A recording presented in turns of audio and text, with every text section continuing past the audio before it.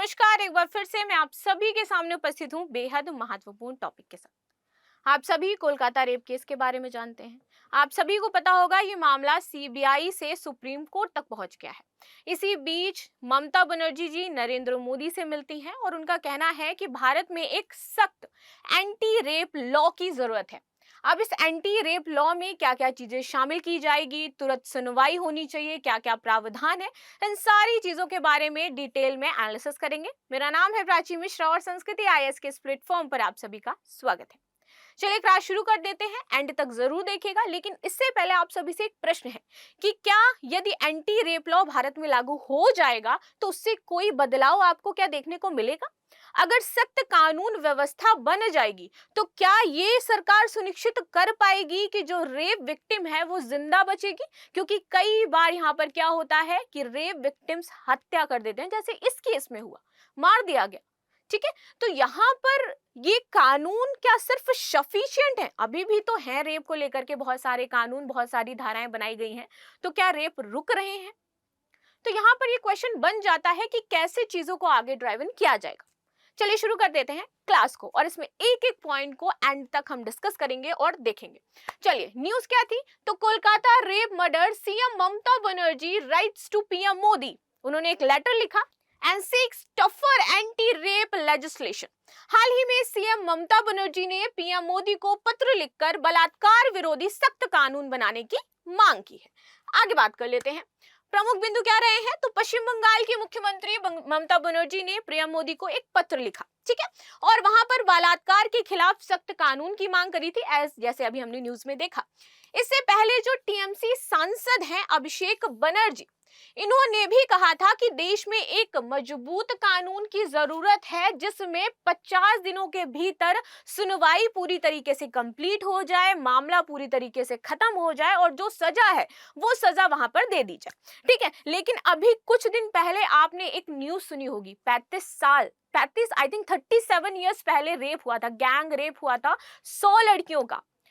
उस 35 साल पहले जो 7 आरोपी थे उनको 2024 में सजा सुनाई गई। आप समझ सकते हैं कि कितना लंबा टाइम लगा ये सजा सुनाने में। और 35 साल में वो जो लड़कियां थी जिनके साथ रेप हुआ था, 100 लड़कियों के साथ गैंग रेप हुआ था, ठीक है, उनकी क्या स्थिति, क्या क्या चीजें बदली होंगी, और वो 35 साल बाद मामला फिर से चर्चा में आ गया।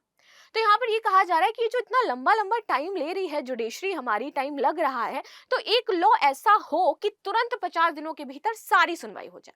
ठीक है, दोष सिद्धि सुनिश्चित हो और उसके बाद कठोरतम सजा का प्रावधान हो जाए। लेकिन मैं सच में, आप देखो कि कठोरतम सजा तो हम कह रहे हैं कि दोष सिद्धि सिद्ध हो जाए, सारी चीजें हो जाएं, लेकिन इनमें कमी किस प्रकार से लाई जा सकती है? अभी आज की ही न्यूज है, आप जा करके देखना, और मैंने उस पर वीडियो ऑलरेडी बना दिया है कि लोकसभा के 151 सांसद और विधायक ऐसे हैं जिन पर, जो लोकसभा के अंदर प्रेजेंट में मौजूद हैं, मौजूदा प्रोसीडिंग्स में वो होते हैं, उन पर रेप के और महिला उत्पीड़न के केसेस लगे हुए हैं, और वो लोग संसद में बैठ करके क्या कानून बनाएंगे? चलिए, ये तो खैर एक बात रही। अब यहाँ पर ममता बनर्जी जी को भी हम देखेंगे, जो पहुंची थी यहाँ पर नरेंद्र मोदी जी के पास। अब इसमें ये भी देखेंगे कि भाई जो सबसे ज्यादा सांसद और एमएलए है ना जिन पर रेप के केसेस चल रहे हैं, वो पश्चिम बंगाल के ही हैं। ये एक मेन पॉइंट है।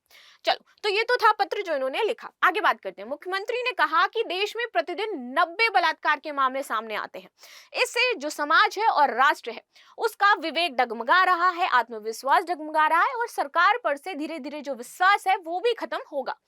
हम सभी का यह कर्तव्य है कि हम इसे समाप्त करें ताकि महिलाएं सुरक्षित महसूस करें। ऐसे मामलों को फास्ट ट्रैक कोर्ट में चलाया जाना चाहिए। तो जो भी रेप के मामले हैं उनको फास्ट ट्रैक कोर्ट में चलाया जाए। पीड़िता को जल्द न्याय मिल सके इसके लिए जरूरी है कि ट्रायल 15 दिनों में पूरा कर लिया जाना चाहिए। तो यहाँ पर एक तो पहले बात यहाँ पर इस लॉ में शामिल होगी कि 15 दिन के भीतर सारा मामला निपटे, और जो ट्रायल चल रहा है आपका वो 15 दिनों में पूरी तरीके से कंप्लीट हो जाए।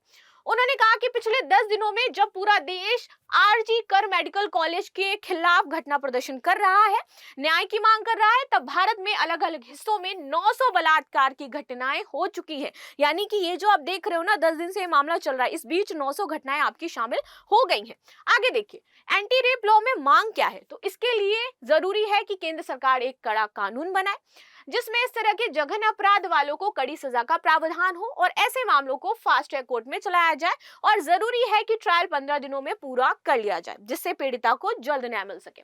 वर्तमान में बलात्कार से संबंधित क्या आपके कानून की प्रवृत्ति है, तो ये देख लेते हैं। दिसंबर 2012 में दिल्ली में हुए बलात्कार तथा हत्या की एक घटना हुई थी, जिसको हम निर्भया केस के नाम से जानते हैं। इसको हमने कहा निर्भया 2.0। वैसे 3.0, 4.0 भी होते रहते हैं, लेकिन इतने हाईलाइट नहीं होते हैं।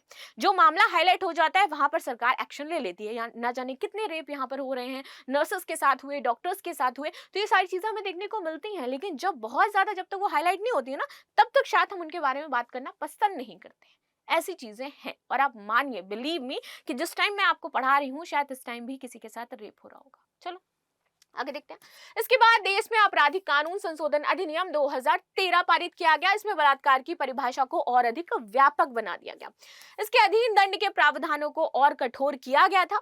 इस अधिनियम में जस्टिस जेएम वर्मा समिति के सुझावों को भी शामिल किया गया था। आगे बात कर लेते हैं, जिसे देश में आपराधिक कानूनों में सुधार तथा समीक्षा के लिए बनाया गया था।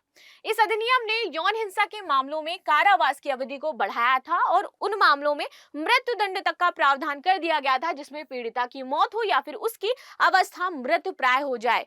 आप सभी जानते हो अरुणा शाहबाग केस, वो पूरी तरीके से डिसेबल हो गई थी रेप के बाद। तो यहाँ पर बोला गया था कि यदि ऐसा केस आता है तो मर्डर यहाँ पर होना चाहिए, यानी कि उसको मौत की सजा दे देनी चाहिए। सामूहिक बलात्कार के मामले में सजा 10 वर्ष से बढ़ा करके 20 वर्ष या फिर आजीवन कारावास कर दी गई थी। भारतीय न्याय संहिता 2023 के तहत बलात्कार के लिए सजा की बात करें तो यहाँ पर 1 जुलाई 2024 को पूरे देश में ये लागू हो गया है और इसके तहत कुछ सजा जो है वो आपकी बढ़ा दी गई है। जैसे धारा 63 की बात की जाए तो यहाँ पर बलात्कार शब्द को परिभाषित किया गया है। धारा 64 में बलात्कार के लिए दंड से संबंधित क्या चीजें हैं ये बताई गई है। 65 में यह धारा कुछ मामलों में बलात्कार के लिए सजा का प्रकार, यहाँ पर क्या होना चाहिए, प्रकार क्या होना चाहिए, उस पर आपके प्रकाश डालती है। ठीक है। 66 में बलात्कार का अपराध करता है और महिलाओं की मृत्यु का कारण बनता है, इसको बताया गया है और उसके तहत क्या यहाँ पर सजा होगी। 67 में अलगाव के दौरान पति और उसकी पत्नी के साथ यौन संबंध बनाने पर कम से कम 2 वर्ष की सजा का प्रावधान है। 68 कहता है सरकारी कर्मचारी है या अधीनस्थ या प्रबंधक अस्पताल के प्रबंधन पर या अस्पताल के कर्मचारी के लिए यहाँ पर आपका बनाया गया है। ठीक है। धारा 69 है, ये धारा यह स्पष्ट करती है कि यदि कोई व्यक्ति धोखे से या किसी स्त्री से विवाह करने का वादा करता है और उसे पूरा करने के इरादे के बिना उसके साथ यौन संबंध बनाता है तब उसको क्या सजा दी जाएगी। उसके बाद धारा 70 आती है, ये सामूहिक बलात्कार यदि किसी के साथ किया जा रहा है तो उसके अपराध के बारे में बताती है और सजा बताती है। तो यहाँ पर वर्तमान में ये चीजें इसमें बताई गई हैं। आप सभी की इस पर क्या राय है मैं अवश्य जानना चाहती हूँ। लास्ट में क्वेश्चन है, क्वेश्चन का आंसर जरूर दीजिएगा कि हाल ही में एंटी रेप लॉ कानून बनाने के लिए निम्नलिखित में से किस राज्य के मुख्यमंत्री ने प्रधानमंत्री को पत्र लिखा है। उत्तर प्रदेश, बंगाल, मध्य प्रदेश या फिर राजस्थान। ठीक है। और आपकी राय जैसे मैं बताती हूँ हमेशा मेरे लिए महत्वपूर्ण रहती है, जिससे पता चलता है कि आप सभी कितने ज्यादा सजग हो चीजों को लेकर के, कैसी आपकी तैयारियां चल रही हैं। तो मिलते हैं नेक्स्ट क्लास में, तब तक के लिए धन्यवाद। लाइक शेयर सब्सक्राइब करना बिल्कुल भी ना भूलें। Thank you so much.